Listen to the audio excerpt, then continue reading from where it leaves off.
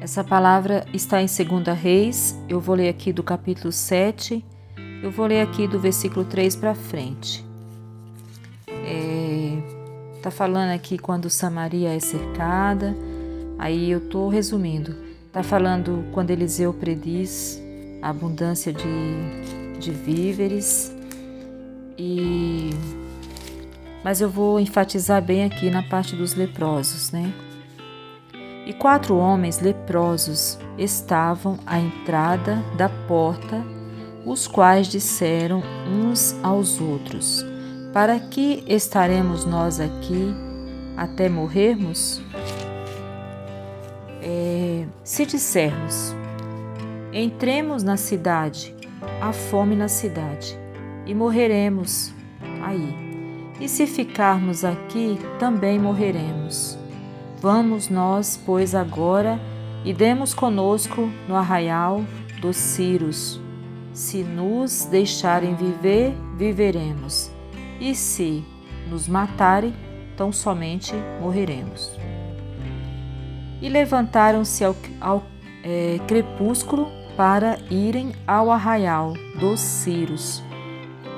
E chegando à entrada do arraial dos Círios, eis que não havia ali ninguém, porque o Senhor fizera ouvir no arraial dos Círios ruído de carros e ruído de cavalos, como o ruído de um grande exército, de maneira que disseram uns aos outros: eis que o rei de Israel alugou contra nós os reis dos heteus e os reis dos egípcios para virem contra nós. Pelo que se levantaram e fugiram no crepúsculo e deixaram as suas tendas, os seus cavalos, os seus jumentos e o arraial como estava e fugiram para salvarem a sua vida. Chegando, pois, estes leprosos à entrada do arraial, entraram numa tenda e comeram e beberam e tomaram dali prata e ouro e vestes e foram e os esconderam. Então voltaram, entraram em outra tenda e dali também tomaram alguma coisa e a esconderam.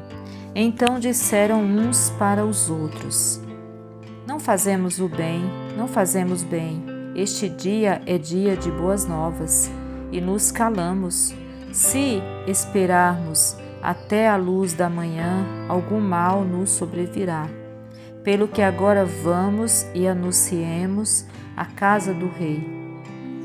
Vieram, pois, e bradaram aos porteiros da cidade e lhes anunciaram, dizendo: fomos ao arraial dos Círios, e eis que lá não havia ninguém, nem voz de homem, porém só cavalos atados e jumentos atados, e as tendas como estavam dantes. E chamaram os porteiros, e estes o anunciaram dentro da casa do rei. E o rei levantou de noite e disse aos seus servos: agora vos farei saber o que é que os sírios nos fizeram. Bem sabem eles que esfaimados estamos, pelo que saíram do arraial a esconder-se pelo campo, dizendo: quando saírem da cidade, então os tomaremos vivos e entraremos na cidade. Então um dos servos respondeu e disse: tomem-se, pois, 5 dos cavalos do resto que ficou aqui dentro, pois toda a multidão dos israelitas que ficaram aqui, de resto, terá a mesma sorte da multidão dos israelitas, que já pereceram, e enviemo-los e vejamos. Tomaram, pois, 2 cavalos de carro, e o rei os enviou após o exército dos sírios, dizendo: ide e vede. E foram após eles até ao Jordão, e eis que todo o caminho estava cheio de vestes e de aviamentos, que os sírios, apressando-se, lançaram fora, e voltaram os mensageiros e o anunciaram ao rei. Então saiu o povo e saqueou o arraial dos Círios, e havia uma medida de farinha por 1 siclo e 2 medidas de cevada por 1 siclo, conforme a palavra do Senhor. E puseram o rei à porta o capitão, em cuja mão se encostava, e o povo atropelou na porta, e ele morreu, como falara o homem de Deus. O que falou quando o rei descera a ele. Porque assim sucedeu como o homem de Deus falara ao rei, dizendo: amanhã, quase a este tempo, haverá 2 medidas de cevada por 1 siclo, e 1 medida de farinha por 1 siclo, à porta de Samaria. E aquele capitão respondera ao homem de Deus e disse: eis que ainda que o Senhor fizesse janelas no céu, poder-se-ia isso fazer conforme essa palavra?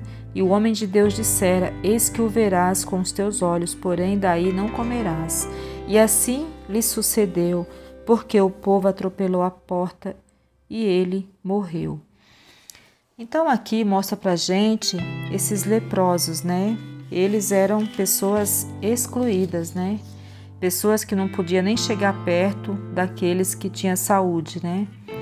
Só que Samaria estava passando por uma fome, Samaria estava cercada pelos sírios lá, a coisa estava feia, o negócio estava tão feio para eles que já tinha gente até virando canibal, né? Comendo gente, já tinha assim muitas loucuras, comendo cabeça de jumento, comprando até esterco, né? O negócio estava feio mesmo, né?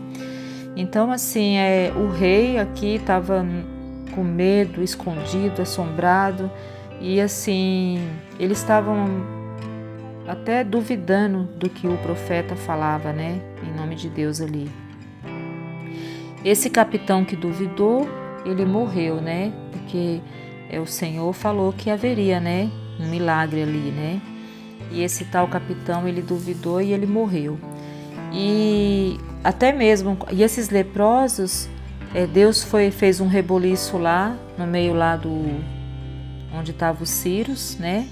E Deus fez eles ouvirem barulho, som de carros, né? Então eles achavam que outros exércitos tinham se unido ao exército de Israel e que no caso eles iam perder. Então eles fugiram de medo sem que ninguém perseguisse eles, né? Conforme a palavra do Senhor diz, né? Que as pessoas que tá ali desagradando a Deus, elas fogem sem ninguém estar perseguindo elas, né? E aí foi o que aconteceu com essas pessoas, fugiram e deixou ali as riquezas, deixou mantimento, deixou tudo que eles estavam tendo falta lá em Samaria, eles deixaram aqui, né? Em abundância. E esses leprosos, além de ser pessoas excluídas, né? Por todos ali, pela doença deles, eles ainda também estavam com fome, eles também estavam nessa situação aqui, né?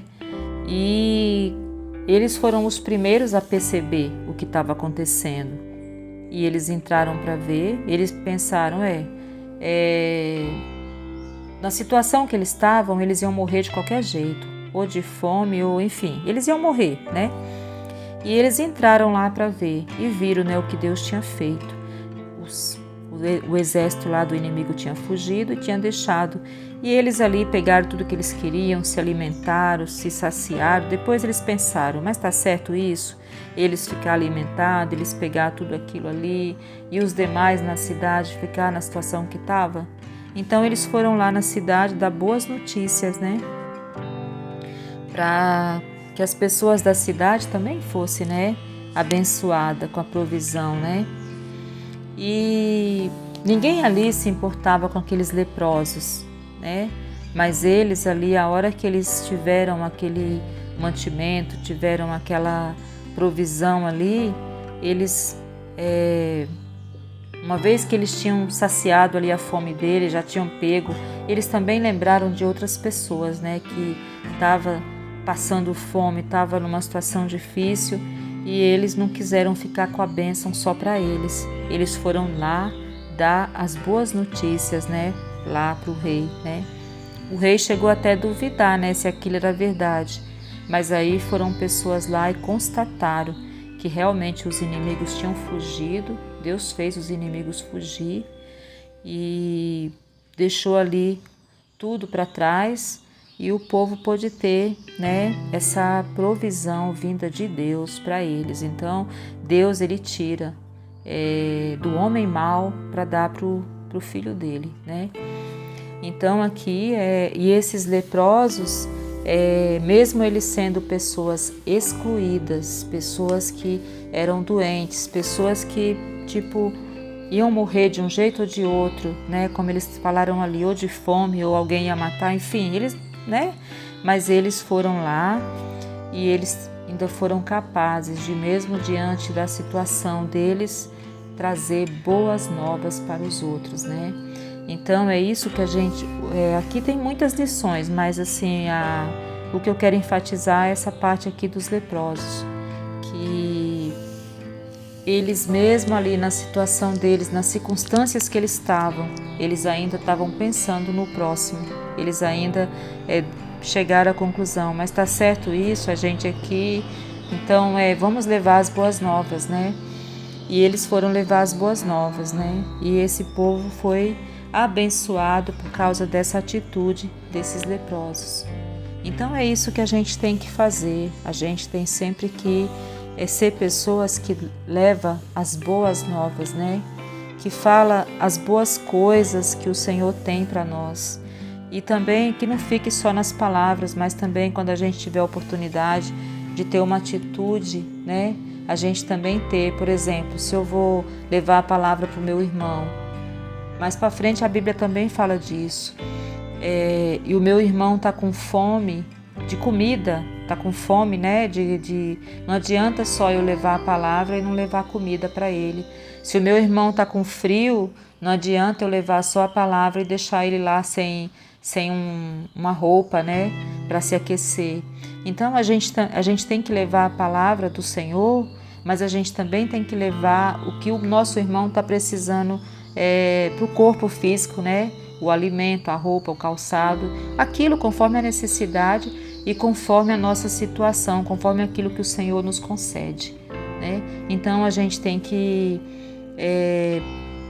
pedir a Deus para o Senhor tirar das nossas vidas o egoísmo, essas coisas que impedem a gente de abençoar o outro, né?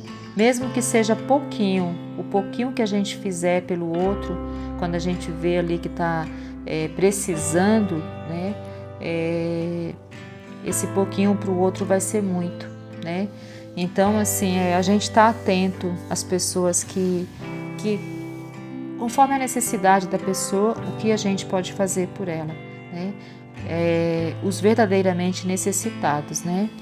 Então, tem pessoas que têm tudo, mas estão precisando de uma ajuda espiritual. Tem outros que têm ali a palavra do Senhor, mas está precisando de um mantimento, está precisando de uma roupa, está precisando de um calçado. Então, se a gente tem alguma coisa que a gente pode doar, abençoar a vida do irmão, amém. Não vamos reter, vamos compartilhar, né? Então é isso, a lição aqui mesmo quando a gente está em situação às vezes desfavorável, mas sempre a gente tem alguma coisa que a gente pode também abençoar a vida do outro, amém? Então que nós nos examinemos, né? O que nós temos, né? E o que a gente pode fazer pelo outro, né? Se for uma palavra, se for algo para o corpo, né? Mas que a gente faça, né? O bem, do jeito que a gente quer receber o bem. Amém?